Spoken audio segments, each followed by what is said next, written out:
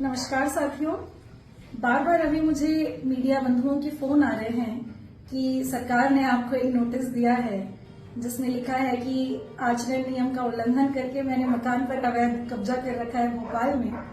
तो चूंकि मेरे पास बहुत सारे पत्रकार बंधुओं के फोन आ रहे हैं और अब कल मेरे मकान का उद्घाटन है, मैं व्यस्त हूँ, तो मैं बता देना चाहती हूँ कि जैसा मैंने आपको बताया ही था कि इस्तीफा देने के बाद जो मध्य प्रदेश शासन है वो तरह तरह के षड्यंत्र और साजिश रच करके मेरे खिलाफ जो है वो कार्य करेगी।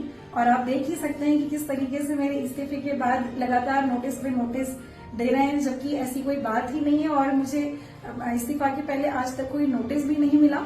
और इस संदर्भ में यही कहना चाहूंगी कि मेरा जब ट्रांसफर नवंबर में भोपाल से छतरपुर हुआ तो मुझे 4 महीने तक छतरपुर पर आवास आवंटित ही नहीं हुआ। मैं अपने परिवार के साथ रेस्ट हाउस में रहती थी, तो ऐसे में जब 4 महीने तक मेरा साढ़े चार महीने तक जब आवास नहीं था तो मेरा सामान कहाँ रहेगा। तो मेरा सामान जहाँ मेरी उसके पहले की पदस्थापना थी उसी घर में रहेगा। तो मेरा सामान इसलिए भोपाल में रखा था। अब जब मुझे छतरपुर में मेरा मकान अलॉट हुआ तो हम अपना सामान लेकर के जा रहे हैं, लेकिन अब तो मैंने इस्तीफा ही दे दिया है, तो अब तो इस मकान का कोई प्रश्न ही नहीं है। और मैं बताना चाहूंगी, शासन की नीतियों को देखिए और शासन का रवैया देखिए कि भोपाल के शासकीय आवासों में कई लोग बिना आवंटन के जो हैं वो सरकार के नुमाइंदी और बहुत सारे लोग जो हैं बिना अलॉटमेंट के वहां रह रहे हैं, उन पर कोई प्रश्न चिन्ह नहीं उठाता और अवैध रूप से वो रह रहे हैं, उनको संरक्षण मिल रहा है।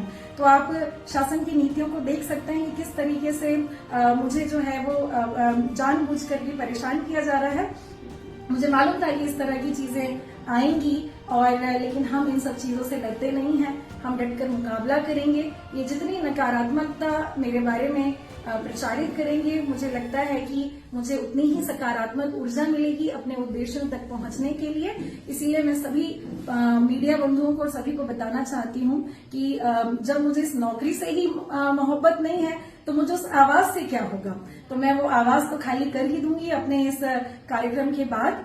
तो ये सरासर जो है ये सरकार का जो है ये तानाशाही रवैया है और तानाशाही पूर्ण ये पत्र है और इस तरह के पत्र और आगे आते भी रहेंगे। ये षड्यंत्र रचते रहेंगे, लेकिन हम घबराने वाले नहीं हैं। जय हिंद।